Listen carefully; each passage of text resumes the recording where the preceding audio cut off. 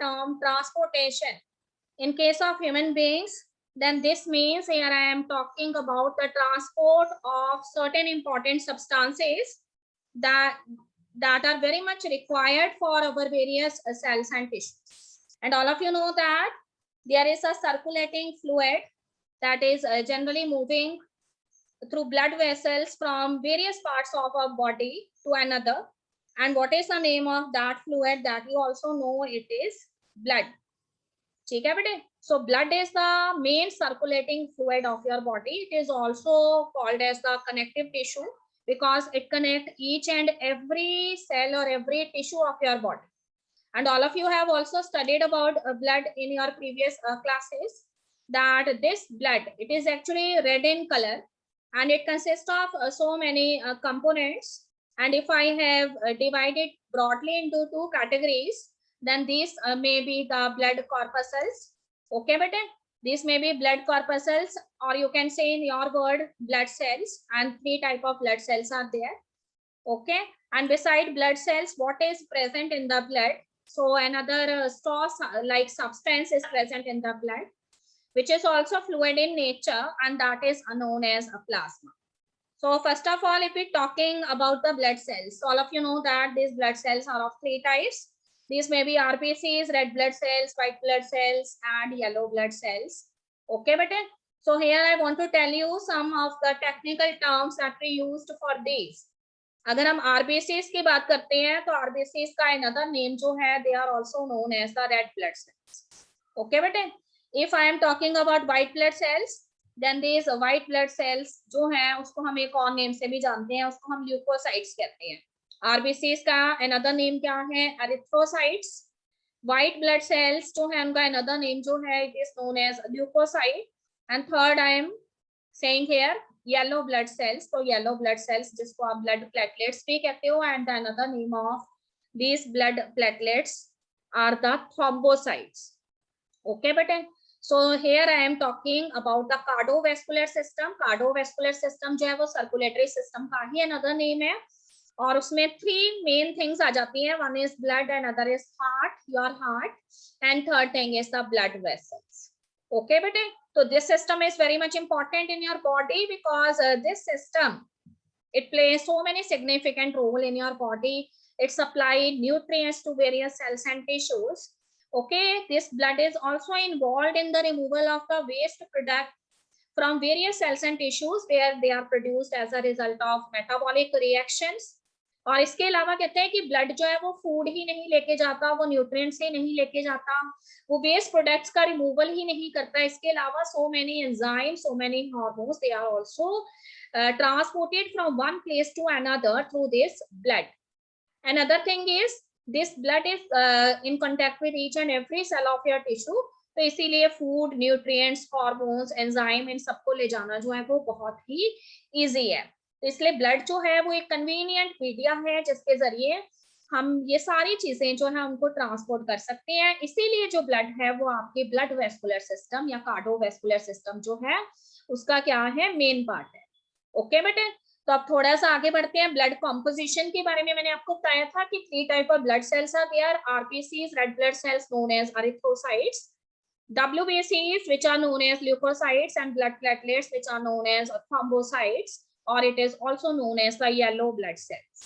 Okay student, so see here blood जो है it is a liquid and a connective tissue, and the major function of blood is transport only, transport of food, transport of nutrients, transport of hormones, enzymes, and also the transport of the excretory product which they collected from different cells and tissues. Okay, so here I have written the general function of the blood. It is also involved in the transportation of gases too. Okay, you have learned under respiration कि transport oxygen का भी करता है blood और carbon dioxide का भी करता है. ओके बेटे, अगर आपको याद आ रहे हैं तो ऑक्सीजन का ट्रांसपोर्ट ब्लड कैसे करता है, तो there is a pigment present in the blood responsible for red colour of the blood known as haemoglobin. So oxygen जो है वो क्या करती है, हीमोग्लोबिन के साथ बाइंड हो जाती है और एक कंपाउंड फॉर्म करती है which is known as oxyhaemoglobin, and in this form this oxygen it is transported by the blood. Okay बेटे, तो मैक्सिमम ऑक्सीजन का ट्रांसपोर्टेशन जो है वो हीमोग्लोबिन के फॉर्म में होता है, ऑक्सी हीमोग्लोबिन के फॉर्म में होता है, और रेस्ट जो है कुछ ऑक्सीजन प्लाज्मा भी लेके जाती है डिसॉल्व फॉर्म में। ओके बेटे, उसी तरह से अगर हम कार्बन डाइऑक्साइड की बात करें तो कार्बन डाइऑक्साइड जो है उसको भी ब्लड लेके जाता है कार्बोमाइनो हीमोग्लोबिन के फॉर्म में, और इसके अलावा प्लाज्मा भी certain amount of carbon dioxide जो है उसको लेके जाता है। इसके अलावा देखो ब्लड जो है वो ग्लूकोज अमाइनो एसिड्स को भी कैरी करता है, हार्मोन्स एंजाइम्स को, एंटीबॉडीज को भी। ठीक है बेटे, antibodies are special type of proteins and these proteins they play a significant role in the immune system of your body in fighting with diseases. इसके अलावा ब्लड में इलेक्ट्रोलाइट्स और आयंस का भी मूवमेंट होता है। So here I have written all the components. I have explained it so many times, so need not to waste time on that. One thing I want to discuss with you, blood platelets. Okay bete, blood platelets which are also known as thrombocytes are actually the cell fragments. ये माना जाता है कि blood में बड़े बड़े sales होते हैं जिनको मेगा कैरियोसाइट्स बोला जाता है, और जब वो छोटे छोटे पीसेस में टूट जाते हैं तो वो सेल फ्रैगमेंट्स जो हैं वो क्या बनाते हैं, ब्लड प्लेटलेट्स बनाती हैं। और ब्लड प्लेटलेट्स को हम थ्रोम्बोसाइट इसलिए कहते हैं क्योंकि उसके अंदर एक बहुत ही खास प्रोटीन होता है जिसका नेम है, ठीक है, जो एंजाइम की तरह भी बिहेव करता है, उसका नेम है थ्रोम्बिन, और उसी की वजह से आपका ब्लड जो है वो क्लॉट करता है। Okay students, another is plasma. Plasma straw colour की होती है, जैसे ड्राई ग्रास होता है ना वैसे कलर का एक फ्लूइड लाइक सब्सटेंस है, और जो फॉर्म्ड एलिमेंट्स नेम है यहाँ पे ब्लड सेल्स के लिए यूज किया गया है। तो तीनों तरह के ब्लड सेल हैं, red blood cell, white blood cells and platelets. Okay बेटे, here I have again written the functions, so later on you go through that. So coming on the second component, that is heart. तो आपका जो heart है it is a hollow muscular organ, where it is located, it is located in your thorax region between your two lungs. ठीक है, अगर आप अपनी body का ये वेंट्रल वाला पार्ट देखेंगे जहां पे मैं अपने हैंड को टच कर रही हूँ, this is your ventral region, यहाँ पे आपके टू लंग्स प्रेजेंट है, one on the left side and other on the right side. And आपका जो हार्ट है it is slightly shifted towards your left lung. How many chambers are there in your heart? So you have studied so many times in your previous classes, 4 chambers are there. ठीक है बेटे, upper 2 chambers they are known as the auricles or the atrioles, and the lower 2 chambers are known as ventricles. तो देखो left side पे जो auricle है that is known as left auricle, and right side पे जो है it is known as right auricle और right atrial. और जो वेंट्रिकल्स हैं वो भी लेफ्ट साइड वाला लेफ्ट वेंट्रिकल है, राइट साइड वाला राइट वेंट्रिकल है। ओके बेटे, तो एक बहुत ही इंपॉर्टेंट चीज जो सभी स्टूडेंट याद रखेंगे वो ये है कि हमेशा हार्ट का जो राइट पोर्शन होता है वो कैसा ब्लड रिसीव करता है, डीऑक्सीजनेटेड ब्लड रिसीव करता है, और ये ब्लड सेल्स और टिश्यूज में से आता है, और इसमें कार्बन डाइऑक्साइड की कंसेंट्रेशन मोर होती है, ऑक्सीजन पुअर होता है ये ब्लड। ठीक है, the blood that is poor in oxygen it is actually collected from the cells and tissues, it enters into the right portion of your heart, and this type of blood is known as the deoxygenated blood. Okay bete, because this is an impure blood, this means इस blood को purify करना जरूरी है, तो इसीलिए ये blood जो है वो किसके पास जाएगा, lungs के पास जाएगा ताकि उसको purify कर सकें। तो एक चीज और याद रखेंगे कि लेफ्ट साइड जो है आपके हार्ट की यानी लेफ्ट ऑरिकल और लेफ्ट वेंट्रिकल कौन सा ब्लड रिसीव करते हैं, they always receive the blood that is oxygenated. Okay बेटे, तो अगर मैं कहती हूँ कि वो ऑक्सीजनेटेड ब्लड है, this means that blood is rich in oxygen, और इसका मतलब ये ब्लड जो है पहले लंग्स के पास मतलब कहीं से गया है, ठीक है, राइट पोर्शन से लंग्स के पास गया है, और जब ये प्यूरिफाई हो गया है ना then they enter into the left side of the heart. Okay, left auricle में। थोड़ा सा आगे बढ़ते हैं, आपको हार्ट का डायग्राम नजर आ रहा है स्टूडेंट्स, एंड हार्ट के डायग्राम के अंदर देयर आर 4 चैम्बर्स, तो आपको यहाँ पे नजर आ रहा है, ठीक है, राइट साइड पे राइट ऑरिकल, लेफ्ट साइड पे लेफ्ट ऑरिकल, एंड वेंट्रिकल उससे थोड़े से बड़े होते हैं तो left ventricle and right ventricle is there. Okay बेटे, see the colour of the blood, if the color of the blood is red this means that blood is an oxygenated blood, if it is a blue in color then this means it is a deoxygenated blood. Okay student, तो left portion हमेशा oxygenated blood receive करता है, right portion हमेशा deoxygenated blood receive करता है। Okay बेटे, अब एक चीज और याद रखेंगे कि जो ब्लड है ना उसके जो 4 चैम्बर्स हैं उनके बीच में वॉल्स प्रेजेंट है, ठीक है, and each wall is has a kind of A opening और लिड। हर एक वॉल जो है ना उसके बीच में लिड है, जैसे हमारा घर होता है तो हर एक घर जो है इसका एक डोर होता है, उसी तरह से वो कहते हैं कि हार्ट की जो अलग अलग वॉल्स हैं उनके बीच में क्या प्रेजेंट है, लिड्स प्रेजेंट है। वो वैसे ही फंक्शन परफॉर्म करते हैं जैसे घर के अंदर डोर का फंक्शन होता है। तो देखो यहाँ पे मैं आपको बताने जा रही हूँ कि अगर हम बात कर रहे हैं हार्ट के राइट पोर्शन की, ठीक है बेटे, तो हार्ट का राइट पोर्शन आपको पता है कि हार्ट का राइट पोर्शन जो है वो कौन सा ब्लड रिसीव करता है, तो it always receive the what kind of blood, deoxygenated blood. और जो लेफ्ट पोर्शन है वो हमेशा कौन सा ब्लड रिसीव करता है, ऑक्सीजनेटेड ब्लड रिसीव करता है। तो एक चीज याद रखिए कि जो राइट पोर्शन है उसमें राइट ऑरिकल किसमें ओपन होते हैं, right auricle opens into right ventricle, and between the right auricle and the right ventricle a wall is present, and this wall has 3 openings in the form of lid, okay, and this lids, इसके 3 जो हैं lid हैं, और जब ये 3 lids जो हैं, ऐसी वॉल जिसके अंदर की 3 lids हैं उसको हमने क्या नेम दिया है, ट्राइकस्पिड वॉल का नेम दिया है, और हर एक लिड को हमने क्या बोला है, कप्स बोला है। ओके बेटे, so there is a 3-layered wall present between the right auricle and the right ventricle, provided with how many cups, 3 cups. So this valve is known as tricuspid valve. Always remember the tricuspid valve is present between the right auricle and the right ventricle, which always receive deoxygenated blood. और बेटे जो right के साथ left वाला portion है उसमें वो कहते हैं कि left auricle and left ventricle के बीच में भी एक वॉल प्रेजेंट है जो 2 लेयर से मिलके बनी है, और हर एक लेयर के अंदर कितने लिड्स हैं, कितने कप्स हैं, 2 कप्स हैं, इसीलिए इस वॉल को हमने बाइकस्पिड वॉल भी बोला है। It is also known as the mitral valve.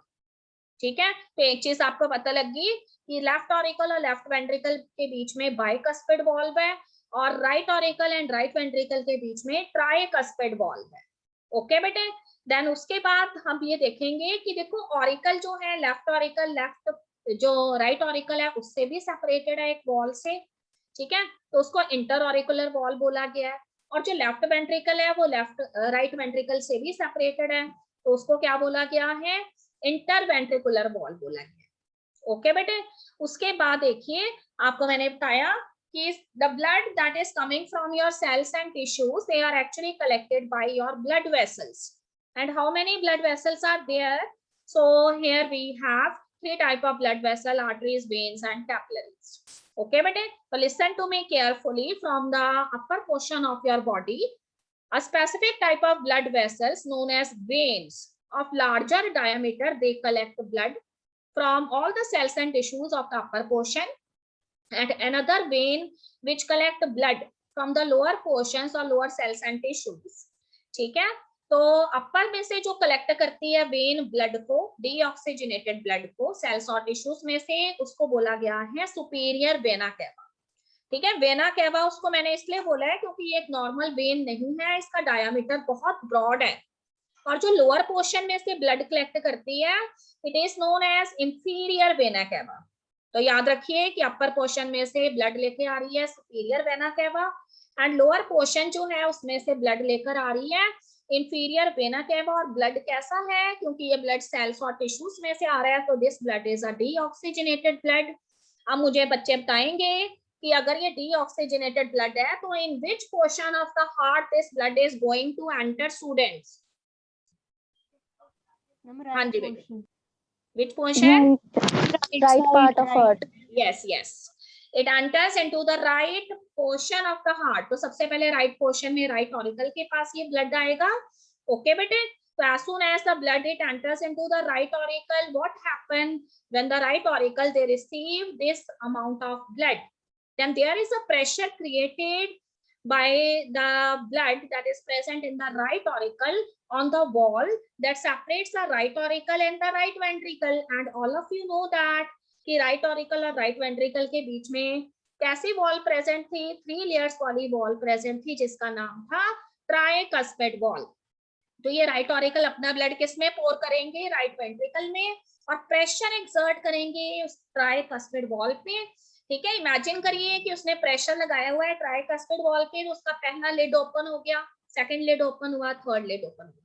ठीक है बेटे, तो जब ये लिड ओपन होते हैं ना, जैसे हम एक वाटर बॉटल जो है उसका ढक्कन ओपन करते हैं तो एक आवाज आती है, So when these lids or cups of tricuspid valve it open, the first heart sound is generated, and that is known as lup.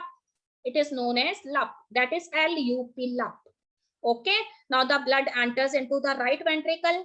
Okay बेटे, अब राइट वेंट्रिकल में ये ब्लड आ चुका है और आपको पता है कि blood is a deoxygenated blood, so it must be sent to the lungs for its purification. ठीक है, तो हार्ट से ये लंग्स के अंदर जाना है ना. पर आपको एक चीज मैं बताना भूल गई थी कि दोनों तरफ के जो वेंट्रिकल्स हैं ना, उनके बीच में भी वॉल्स हैं. जब वो आर्टरीज में ओपन होती हैं तब वो वॉल पहले खुलती हैं, फिर वो आर्टरीज में ओपन होते हैं. ठीक है, और उन वॉल्स को क्या नेम दिया गया है? सेमीलूनर वॉल्स का. तो मैं राइट पोर्शन की बात कर रही हूँ. Now the blood is in right ventricle. Now what happen when they exert pressure, the semilunar walls it open and the blood enter into the blood vessels known as arteries. अब क्योंकि ये arteries जो है उस blood को lungs के पास लेके जा रही है, तो लंग्स के लिए हम वर्ड यूज करते हैं यहाँ पे पल्मोनरी. सो इसका मतलब this artery is known as pulmonary artery. Okay बेटे, ब्लड अब लंग्स के पास पहुंच चुका है. ब्लड लंग्स जो है उसमें अबंडेंस ऑफ ऑक्सीजन है. This oxygen get mixed in the blood. तो earlier this blood is a deoxygenated one, but now it become the oxygenated blood. Okay student, so when the purification of the blood takes place, this blood from the lungs, it is carried by a vein. ठीक है, and that vein, because it is collecting blood from the lung, this means it is a pulmonary vein, and this pulmonary vein it carries this oxygenated blood from the lungs and pour it into the left portion of the heart. Okay student, you know that the left portion always receive the oxygenated blood. तो अब ये pulmonary vein क्या करेगी? Left auricle में blood डाल देगी. ये blood oxygenated blood होगा, और जैसे ही लेफ्ट ऑरिकल में ब्लड आ जाएगा, ब्लड प्रेशर की वजह से एक प्रेशर एक्सर्ट करेगा ब्लड. और आपको पता है कि left auricle and left ventricle के बीच में एक वॉल प्रेजेंट है जिसकी 2 लेयर्स हैं, 2 कप्स हैं उसमें, and that valve is known as bicuspid valve. This means that bicuspid valve it open and the blood enters into the left ventricle. Okay student, अब सभी स्टूडेंट्स को मालूम है कि blood is an oxygenated blood. इसका मतलब हम उसे कहीं भी नहीं भेजेंगे, उसको सीधे हम सेल्स और टिश्यूज के पास भेजने वाली है. तो दिस राइट वेंट्रिकल, ठीक है, by the opening of the semilunar wall it send this blood into a bigger artery. I am saying here about bigger artery, and the bigger artery here is iota. ठीक है बेटे, तो ये blood क्योंकि heart से इतना सारा blood आ रहा है ना, तो छोटी छोटी आर्टरीज में नहीं एंटर करता, पहले एक बड़ी आर्टरी में डाला जाता है, and that is known as aorta. And from this aorta this blood slowly diverts toward the smaller arteries. Okay, and these arteries they carries the oxygenated blood from the left portion and distributed it to different cells and tissues. So in this way the cells and tissues they receive the blood and they do their metabolic activities. Okay student, तो देखो जब मैंने आपको बताया कि जब bicuspid और tricuspid valves open होती है ना, तो देखो हार्ट के दोनों तरफ के जो पोर्शंस है एक साथ काम करते हैं. तो एक तरफ ट्राइकस्पिड वॉल्व ओपन होती है, एक तरफ बाइकस्पिड वॉल्व्स ओपन होती है, और उसके बाद जो ब्लड है वो वेंट्रिकल्स में जाता है. तो जब दोनों वॉल्व्स, फर्स्ट वाली वॉल्व्स ट्राई और बाइकस्पिड ओपन होती है, तो फर्स्ट हार्ट साउंड प्रोड्यूस होता है which is known as lub. And when the semilunar valves जो वेंट्रिकल्स के बीच में, आपको बताया वेंट्रिकल्स ने जब आयोटा में ओपन होना है और पल्मोनरी आर्टरी में ओपन होना है, उस समय क्या होता है? सेकेंड हार्ट साउंड प्रोड्यूस होता है सेमीलूनर वॉल्व के ओपन होने से, and that is known as dup. तो व्हेनेवर योर हार्ट बीट, ठीक है, जब भी आपका हार्ट बीट करता है तो आपको 2 हार्ट साउंड सुनाई देती हैं when you use the stethoscope. Then one is lup, another is dup. So what kind of beat you heard from these instrument? It is lup, dup, lup, dup, lup, dup. Okay? ठीक है बेटे? And did Divya want to say something, Divya? Yes, good morning, ma'am. Yes, बेटे. Ma'am, please explain the structure of the balls again. Okay, बेटे. You have to remember this. मैंने आपको ये बताया कि लेफ्ट ऑरिकल जो है वो लेफ्ट वेंट्रिकल में ओपन होती है, एंड राइट ऑरिकल जो है वो राइट वेंट्रिकल में ओपन होते हैं. तो याद रखिए कि राइट वेंट्रिकल में जब राइट ऑरिकल ओपन होंगे तो दोनों के बीच में ना एक वॉल प्रेजेंट है. ठीक है, वॉल यहाँ पे WALL, दीवार जिसे कहते हैं हिंदी में. और वो कितने लेयर से मिलके बनी हुई है? 3 लेयर से मिलके बनी हुई है, ठीक है, 3 परतें हैं उसकी, और हर एक जो है उसके अंदर एक छोटा सा ढक्कन लगा हुआ है, मतलब कितने उसके अंदर लिड्स लगे हुए हैं, 3 लिड्स लगे हुए हैं। तो 3 लिड्स ओपन होते हैं और हर एक लिड को हमने क्या नेम दिया है, कप्स का। तो राइट ऑरिकल और राइट वेंट्रिकल के बीच में जो वॉल है, it consist of 3 layers provided with 3 cups, it is known as a tricuspid. And जो लेफ्ट ऑरिकल और लेफ्ट वेंट्रिकल है उसमें वो वॉल प्रेजेंट है, वो 2 लेयर से मिलकर बनी हुई है और उसमें 2 कप्स हैं, so it is known as bicuspid. तो दोनों में जब एक में राइट पोर्शन में डीऑक्सीजनेटेड, लेफ्ट में ऑक्सीजनेटेड ब्लड आ जाएगा ना, तो साइमल्टेनियसली एक तरफ ट्राइकस्पिड वॉल्व ओपन होंगी, एक तरफ बाइकस्पिड, और ब्लड किस में आ जाएगा, वेंट्रिकल्स में। और जब वेंट्रिकल से ब्लड आगे मूव करना है तो उस समय सेमिलूनर वॉल्व्स जो हैं वो ओपन होंगी। तो राइट वेंट्रिकल जो है उसमें जब सेमिलूनर वॉल्व ओपन होगी तो वो पल्मोनरी आर्टरी में ब्लड डाल देगा, और जो लेफ्ट वेंट्रिकल सेमिलूनर वॉल्व ओपन होंगी तो वो आयोटा में ब्लड डालेगा, आयोटा वाला ब्लड आर्टरी से सेल्स और टिश्यूज के पास चला जाएगा, और पल्मोनरी आर्टरी जो डीऑक्सीजनेटेड ब्लड है राइट पोर्शन वाला उसको लेके लंग्स के पास चले जाए। ओके बेटे, अब एक चीज याद रखेंगे कि आपके ब्लड, आपका जो ब्लड है ना वो हार्ट में 2 टाइम्स एंटर हुआ, ठीक है, your blood enters into the heart twice, that's why the process is known as double circulation.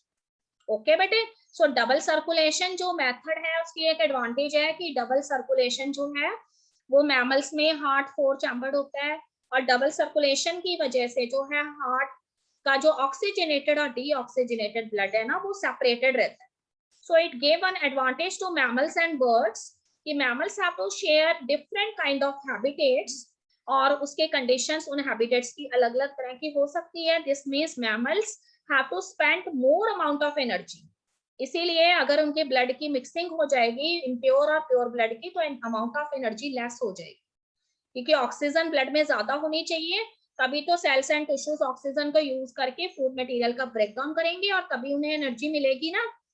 तो अगर वो कहता है कि मैमल्स की बात करें उसमें भी क्या होता है, ऑक्सीजनेटेड ब्लड और डीऑक्सीजनेटेड ब्लड सेपरेट होती हैं, और अगर हम बर्ड्स की बात करें तो उसमें भी 4 चैम्बर्ड हार्ट है, and oxygenated and deoxygenated blood they are truly separated because birds have to be fly and their flight muscles they require large amount of energy, so there should not be mixing of pure and impure blood, that's why they also have 4 chambered heart. Okay बेटे, तो यहाँ पे मैंने arteries and veins के बारे में आपको बताया है। We have 3 type of blood vessels, arteries, veins and capillaries. So arteries are those blood vessels which generally carries the blood away from the heart, okay, and veins वो होती हैं जो हार्ट की तरफ ब्लड लेकर आती हैं। तो देखो ब्लड आर्टरीज जो है उसमें हमेशा जो ब्लड है उसका प्रेशर जो है वो हाई रहता है, क्योंकि सभी सेल्स एंड टिश्यूज जो हैं, ठीक है बेटे, तो जब हार्ट जो है उसमें से ब्लड आना है ना तो एकदम से आर्टरीज जो है वो थोड़ी सी हार्ट के कंपैरिजन में नैरो ब्लड वेसल रहेंगी, तो प्रेशर काफी हाई रहेगा। पर वेन्स जो है उन्होंने अलग अलग सेल्स और टिश्यूज में से ब्लड कलेक्ट करना है, तो इसीलिए वहां पे ब्लड का प्रेशर कैसा रहेगा, लो रहेगा। अब because the pressure of the blood is high in the arteries, तो आर्टरीज बर्स्ट हो सकती हैं, इसीलिए उनके अंदर थिक वॉल्स प्रेजेंट होती हैं। एंड वेन्स जो है क्योंकि वो सेल्स एंड टिश्यूज में से ब्लड कलेक्ट करती हैं, तो इसीलिए वो कहते हैं कि वो थिन और इलास्टिक वॉल्स रखती हैं, क्योंकि उस ब्लड का प्रेशर लो होता है। Okay student, another thing is because the pressure of blood is very high in the arteries, so this means the blood when it flowing through the arteries it always flow in a pulse like manner, ठीक है। Pulse क्या होता है, it is a wave of short duration, और उसी तरह से कहते हैं कि वेन्स जो होती हैं उसमें ब्लड जो है वो स्मूथ फ्लो करता है। ओके बेटे, आर्टरीज जो है उनकी कैविटीज, उनके ल्यूमेंस जो है वो नैरो होती है, वेन्स जो है उनके जो ल्यूमेंस हैं वो लार्जर होते हैं, ठीक है बेटे। उसके बाद कहते हैं कि arteries they are not provided by valves, arteries में कोई वॉल्व्स नहीं होती because already the pressure of the blood is very high, तो इसलिए ब्लड पीछे नहीं मुड़ सकता है। अगर किसी चीज का प्रेशर ज्यादा है ना तो वो हमेशा आगे ही मूव करेगा, so that's why no valves are present in arteries, whereas in veins valves are present because the pressure of the blood is low, तो अगर प्रेशर लो है तो फिर ब्लड पीछे मुड़ सकता है, इसलिए उसमें वाल्व्स प्रेजेंट है। ओके बेटे, आर्टरीज ऐसा ब्लड लेके जाता है जो ऑक्सीजन में रिच होता है, ठीक है, एंड वेन्स ऐसा ब्लड लेके जाती हैं जो ऑक्सीजन में प्योर होता है। पर एक एक्सेप्शन भी है बेटे, मैंने अभी आपको बताया कि आर्टरीज जनरली ऑक्सीजनेटेड ब्लड लेके जाती हैं, पर एक एक्सेप्शन भी है, अगर आपको याद आ रहा हो तो there is one artery that carry deoxygenated blood to lung and that is known as pulmonary artery, ठीक है। और वेन्स हमेशा ऐसा ब्लड लेके जाती हैं which is poor in oxygen, but there is one exception, there is a pulmonary vein which actually collect oxygenated blood. तो ये चीज आप याद रखेंगे। ये प्रेजेंटेशन आपके पास पहुंच जानी है आज ही, तो इसमें मैंने खूब सारे पॉइंट लिखे हैं, तो you go through this points. Okay, but double circulation I have explained. Now the next topic is blood pressure. You have heard from so many people about blood pressure, about hypertension. Okay, what is blood pressure?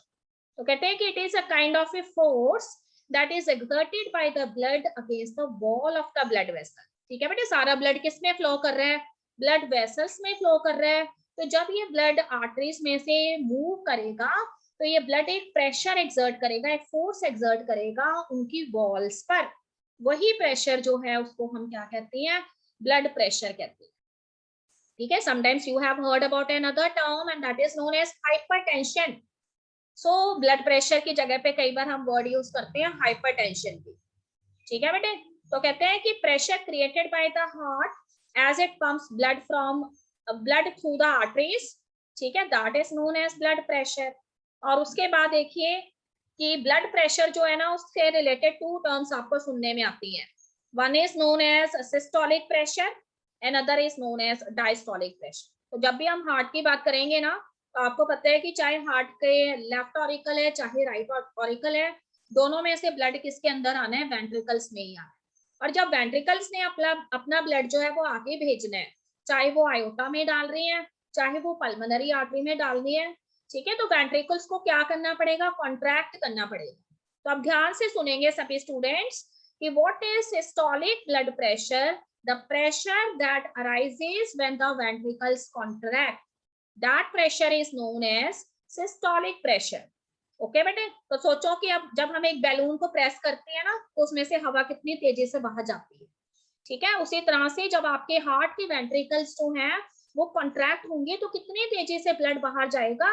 तो इसीलिए ये systolic blood pressure ventricular contraction की वजह से होता है। It is the high blood pressure और इसकी वैल्यू हमेशा 120 mm ऑफ Hg होती है। Hg यहाँ मरकरी का सिंबल है, ठीक है बेटे। और बॉटम में जब कहता है कि वेंट्रिकल्स ने अपना ब्लड जो है वो आगे भेज दिया, now the ventricles they become relax, so that pressure which is formed due to ventricular relaxation, that is known as the diastolic pressure। और डायस्टोलिक प्रेशर की वैल्यू हमेशा कम होती है, 80 mm ऑफ Hg होती है। तो जब भी आपको हेल्दी पर्सन के बारे में पूछा जाता है कि what is the blood pressure for a healthy person, then your answer will be 120/80 mm of Hg। तो as a science student you must know that 120 mm of Hg here represent the systolic blood pressure, and another thing that is 80 mm of Hg, it represent the diastolic blood pressure, and systolic blood pressure means ventricular contraction and diastolic blood pressure means ventricular relaxation। तो healthy person के लिए value 120 by कितनी होती है? 80 mm of Hg होती है, okay बेटे। पर अगर वो कहते हैं कि हम बात करें हाइपरटेंशन के पेशेंट की जिसमें ब्लड प्रेशर जो है रेज हो गया है, तो उसमें वैल्यू जो है 140/90 हो जाती है, ठीक है। तो अगर किसी पर्सन के हम हार्ट बीट जो है इसको नोट करते हैं और हमेशा उसकी वैल्यू 140/90 mm ऑफ Hg आती है, this means the person is suffering from cardiovascular disorders और he is a heart patient, he is suffering from a disease known as hypertension. तो हाइपरटेंशन में हमेशा 140/90 mm ऑफ Hg होती है, okay बेटे। तो यहाँ मैंने 120/80 जो है वो हेल्दी पर्सन के लिए आपको बताया। उसके बाद देखिए थोड़ा सा आगे बढ़ते हैं, ये सारी चीजें आपने रीड कर लेनी है। I have very less time, so I am here discussing about the coagulation of blood. What you observe कि when you get an injury और you met with the accident, तो आपकी ब्लड वेसल्स जो है वो इंजर्ड हो जाती हैं और उसमें से ब्लड जो है वो निकलने शुरू हो जाता है। And after some time what you observe कि that blood stops at its own, ठीक है, कुछ टाइम बाद ब्लड अपने आप ही रुक जाता है। तो ऐसा कैसे होता है? Your blood it contains blood plasma which is a fluid like substance of the blood, और इस ब्लड प्लाज्मा के अंदर क्या प्रेजेंट होते हैं? प्रोटीन्स प्रेजेंट होते हैं, ठीक है बेटे। और ये प्रोटीन्स जो इसके अंदर प्रेजेंट होते हैं ना, वो उसमें इनएक्टिव फॉर्म में होती है and name of that protein is thrombin. और जब वो प्लाज्मा में इनएक्टिव फॉर्म में प्रेजेंट होता है तो उसको हम प्रोथ्रोम्बिन कहते हैं।